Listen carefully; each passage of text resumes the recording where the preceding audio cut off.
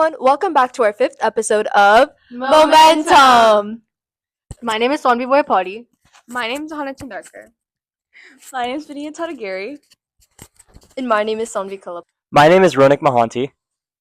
I'm Varshini Thod. My name is Saanvi Naredla. My name is Shivam Patel. So, what are you guys' roles in HOSA? I'm the president of the South HOSA chapter this year.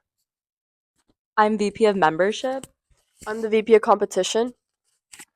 I'm the historian. Okay, so what is HOSA and what is it to you?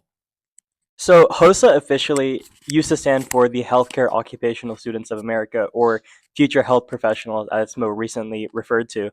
But I feel more than that, it's a club where people get to experience what it means to interact and grow a community beyond anything that any other club can offer. So the competition experiences you have, the people you meet, the connections you make, I think that's what makes HOSA so unique and allows us to truly thrive over any other club. Yeah, HOSA to me is really just an amazing place to meet new people on a daily basis. And by being an officer of the club, it really helps me foster new relationships and really help our members grow and learn more about their future and how they want to successfully prepare for that. Okay. So HOSA to me is a community where I can go with my friends, enjoy, and all of us usually have shared aspirations. We want to go somewhere in the healthcare field, and it's a place where we can grow, learn leadership skills, and just become better people and serve in our community. The second question is, how did you first get introduced into HOSA? I was first introduced through HOSA through a friend. Initially in freshman year, I was in no clubs. I didn't have anything in mind of what I wanted to do. Sophomore year, I got a little bit more involved. A few friends introduced me to HOSA, and so I joined. I didn't end up doing too much, but I had the idea in my head. And then junior and senior year are really when I started kicking it off and getting myself involved. And I think one of the biggest things you can do for yourself is get involved in something. Don't do a little bit of this here and there. I think really throwing yourself into the frenzy of something and doing your passion is what will get you further. So for me, I joined HOSA in sixth grade, and I learned about it from one of the middle school expos, and it was really just like a cool opportunity for me because I was like, I want to go into the healthcare field. HOSA seems like a great opportunity, and then since then, I've competed every single year, and that's just like been an amazing point in my life because competing every year with like a different set of members or either the same team members and then like in a different event every year is just something that's so unique to HOSA, and it's just a really good way to go about your high school experience. Well, I joined HOSA in seventh grade, and I was introduced to HOSA by some of my friends. HOSA at first was a place where I could go just hang out with my friends, but it transformed into a community where I serve and now enjoy serving and giving back to them and competing. And competition has become a core aspect of my HOSA journey. We're persevering and working through and trying to place in the top three.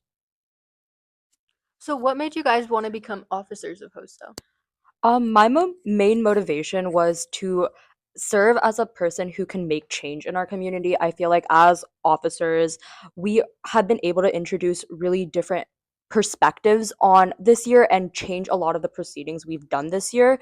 Um, Recognizing people for their strengths, like doing member of the month and then awarding points, has been a main reason I wanted to be officer, so I could give back to my community in that way, but then also help people who are also struggling try to find their way in life, like I was when I was a freshman and sophomore, and really just help people as a leader to become the best versions of themselves. Sorry. Um, so for me, it was more of a giving back to a community that gave so much for me because I've been in this for running 7 years now. It's just like HOSA as an organization has done so much for me, improved my speaking skills, my collaboration skills, and just like improve myself within the community. And therefore, I just felt like I should also help members like freshmen, sophomore, underclassmen, and everything just like experience that same feeling that I also felt throughout these 7 years. So I just feel like again giving back to a community that helped me so much. So just to keep it short and simple, I wanted to bring change and be a spokesman for the people, want their ideas to be heard and their perspectives to be shared. As a person who was a member for a long time, I want their ideas and people's general thoughts about stuff to be brought towards officer discussions and actual change being implemented. Okay, so our next question is, what is your biggest achievement that you made in HOSA? Like, this can be like competition wise, like anything wise. I think my biggest achievement would probably be last year through the Mine and Unwind campaign. I think Saanvi's probably going to say something similar as well. But the Mine and Unwind campaign allowed us to reimagine what we thought mental health was and form a community that hadn't existed before. So through that, obviously, we ended up doing a lot, raising money for mental health causes, supporting our community, and hosting a lot of different events. But I think more than that, we were able to um, understand what the mental health scene is. And eventually we ended up getting awarded for it with first in state and first in the world. But I think more than just the accolades and the awards, I think the experience itself was very transformative. Yeah, so just as Ronak said, going off of Mine and Unwind, it's just one of our biggest accomplishments with that was being able to reach our community, like reach all of Forsyth County, and then like one of our like a couple of statistics would be like we've reached well over 200,000 accounts on both Instagram and TikTok respectively, and that was just so amazing to see because we were able to reach so many people, not just in Georgia or Forsyth County, but we were able to connect with people that lived in like Illinois or like Washington, and I just felt like that was an amazing opportunity as well. And then another thing would be like how it just brought us so much closer as a team itself. Like when we started off this campaign, it was just 6 individuals that were friends, but not like super duper close. But nearing the end, we were all like really best, like we were best friends. At that point, we were family, and it's just like a really great opportunity because you don't have that option to have stuff like a connection with people like that in high school pretty often. Um, for me, my biggest achievement would be making the officer team for this year because as a sophomore, it's not an easy thing to do, making the officer team. And being a part of this officer team allowed me to share my ideas, making me grow as a person and learn leadership skills from various officers because they all bring something unique to the table, and I've learned various things from them. So, if you could give one piece of advice to someone who's new to HOSA, what would it be? My biggest advice would to be not to be afraid to get in right away and not to shy away from getting into opportunities, whether it's coming to meetings, our monthly meetings, or going to the service opportunities we have. Just doing anything to get yourself integrated in the HOSA environment will just be one big step to get you further. Yeah, I agree with what Varshini said. I think the biggest thing you can do for yourself in your HOSA journey is to kind of like what I mentioned before, just get involved, really throw yourself into it. And if you do it for a year and end up not liking it, then that's how you feel. And you should probably, branch out and try other things. But if it is something you enjoy, then you found your passion and you can continue with it. I completely agree with that, but one thing I wanted to add is like don't follow the crowd. Just because your friend group does one thing doesn't mean you should also do that. Don't become like sheep and like a bunch of sheep, become like a wolf or something. like like if there's a bunch of opportunities and everyone's doing the same thing, like do that as well, but like maybe go above and beyond and do something else that you really really like. Just because someone else that you're friends with doesn't do it doesn't mean that you have to stop yourself from doing it as well. Mhm. And then to add on to what Sanvi said, I would say try and find your niche in HOSA and try and succeed in that specific thing that you're good at, whether it be speaking, leadership skills, or competing. Find that thing and then just keep on exploiting that and succeed in that. Okay, so as we've heard, experiences are a really big part of HOSA. So, like, what are your like funniest experiences or crazy experiences? I know for some of us, one of my roommates, she had a dog barking alarm to wake us up at 4:30 in the morning. So it would go off 4:30, it'd be barking. Okay, we all shut it off, and it'd go over and over and over again. So that's one of my most memorable experiences, and I'd love to hear some of yours.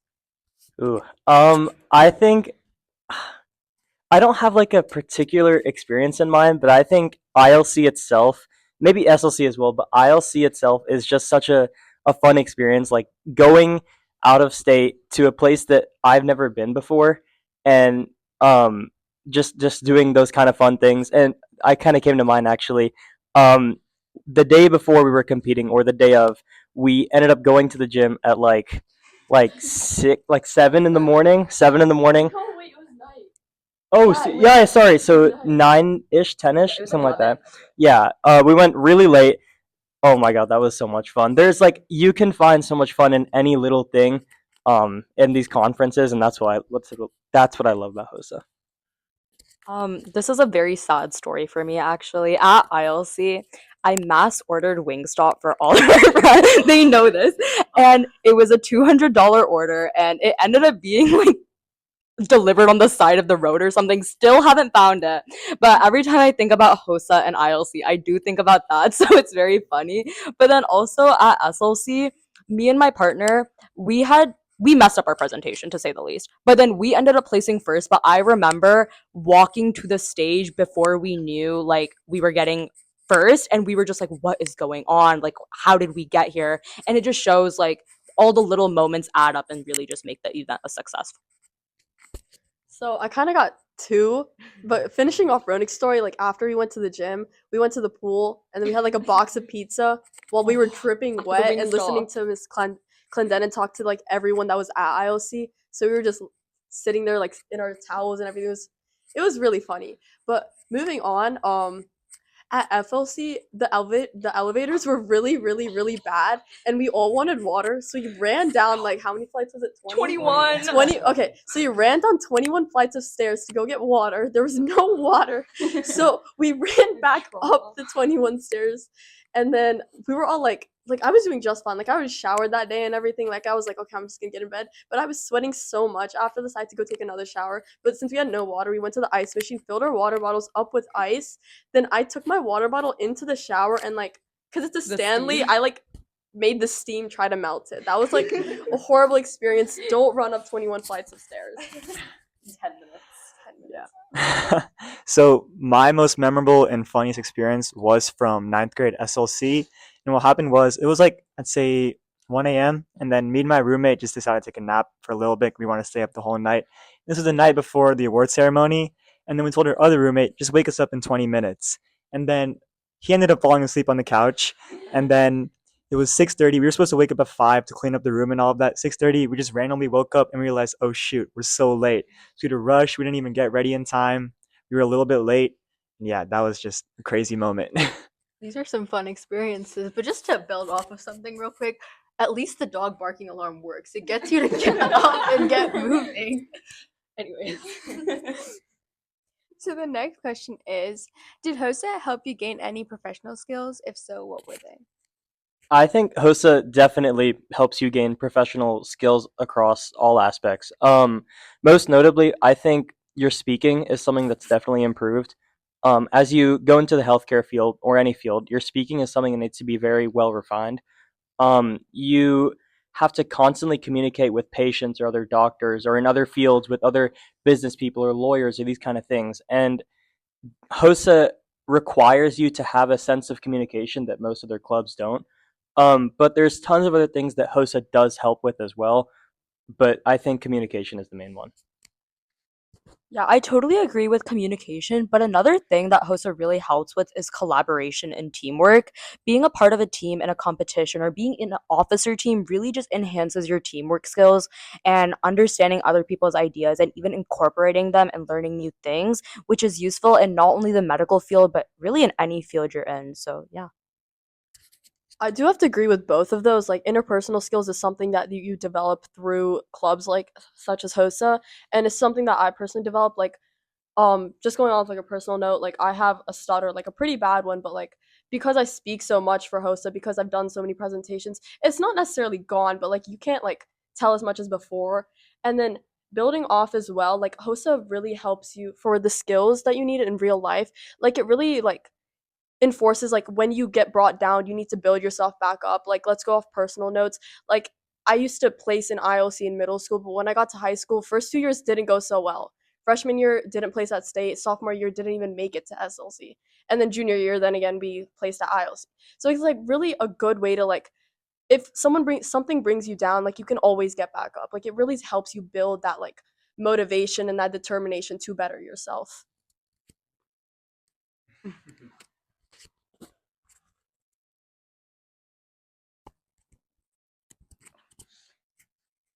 What was your biggest achievement in HOSA? Or did we already? Yeah, I think we already did that. What was a challenge that occurred while you were in HOSA, and how did you overcome it? Ooh, I think I have to go back to Mine and Unwind again, just because it's been so much of my time in HOSA. When we were competing at ILC, we had spent months at this point preparing. We had memorized our presentation, of course. Trifold was done, presentation was done. We had done probably hundreds of runs at this point. We were so prepared. And then less than an hour before we present, so we're waiting in front of the competition area, our advisor calls me and says that if you bring in your trifold, you'll be disqualified.